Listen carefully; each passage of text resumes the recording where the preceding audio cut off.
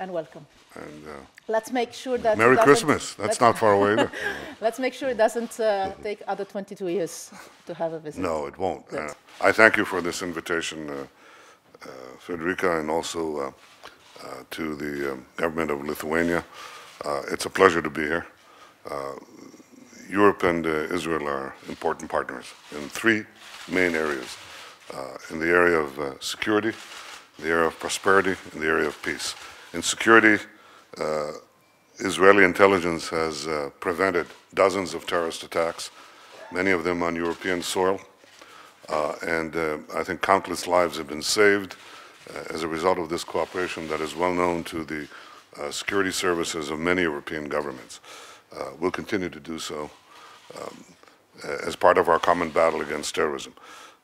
Equally, I think that the greatest problem facing Europe is the flow of people who are escaping the battle-torn areas in the Middle East. And the Middle East is under threat, both of ISIS, militant Islam of the Sunni variety, and militant Islam of the Shiite variety led by Iran.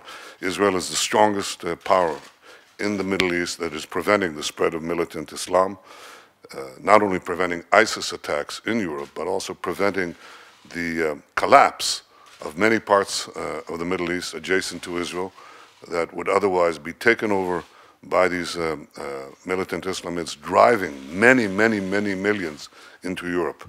So obviously we do so to protect ourselves, but in so doing, I believe that Israel serves a very important security function for the people of Europe in ways that are not always understood, but increasingly are appreciated by the relevant governments. The second point is prosperity. We are in a revolution, a great revolution in the world. The future belongs to those who innovate. 10 years ago, the 10 leading companies in the world were 5 energy companies, 1 IT. In a brief span of a decade, that's been completely reversed.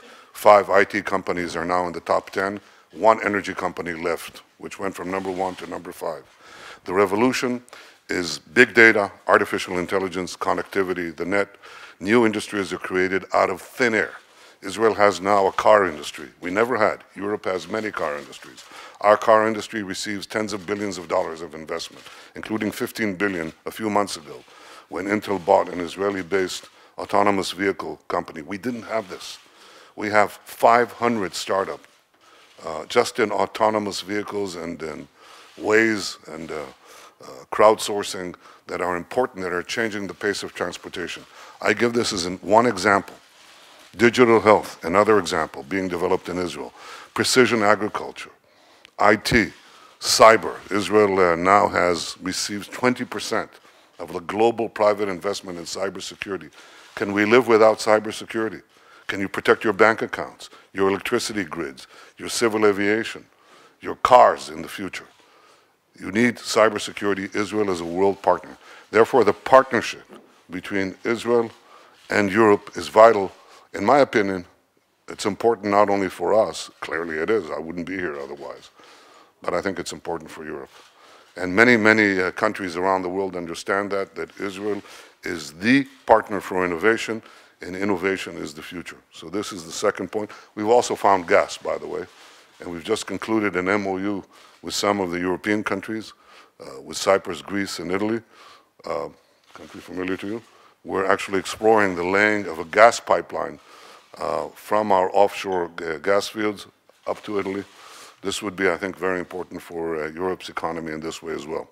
Innovation, energy, and every other way, we believe we are natural partners. Third is peace. Israel has extended its hand to peace to our Palestinian neighbors for 100 years, well before there was a state of Israel and after it was established, and for 50 years before there was a single settlement or a single issue of territory. We were being attacked constantly. We were attacked not because of this or that piece of territory, but of the idea of any territory, that there would be a Jewish state, a nation state for the Jewish people, in any boundary was rejected by our neighbors. And this is what led to the conflict, and this is what continues the conflict. You see that in the continuous denial unfortunately, by the Palestinians of Israel's right to exist as a Jewish state and the denial of our history. For 3,000 years, Jerusalem has been the capital of the Jewish people. From the time established by King David, well documented in the history of the Bible and the aftermath, when Jews in the ghettos of Europe whispered, "Next year in Jerusalem, next year in Jerusalem." We never lost our connection. Yet that connection is denied in UN forums and UNESCO and laughable decisions that seek to deny history and seek to deny historical truth. Jerusalem has been the capital of Israel for the last 70 years. I think what President Trump has done is put facts squarely on the table. Peace is based on reality. Peace is based on recognizing reality. And I think the fact that Jerusalem's capital, Jerusalem is Israel's capital, is clearly evident to all of you who visit Israel, see where the seat of our parliament, our Knesset is, the seat of our government, my office, the president's office, the Supreme Court. Jerusalem is Israel's capital. No one can deny it.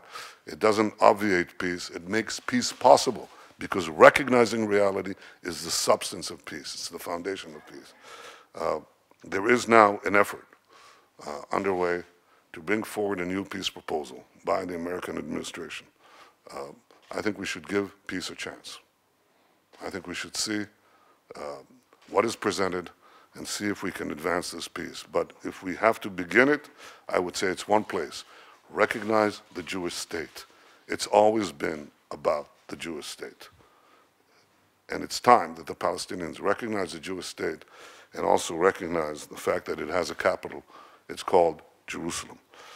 I believe that even though we don't have an agreement yet, this is what will happen in the future. I believe that all or most of the European countries will move their embassies to Jerusalem, recognize Jerusalem as Israel's capital, and engage robustly with us for security, prosperity, and peace.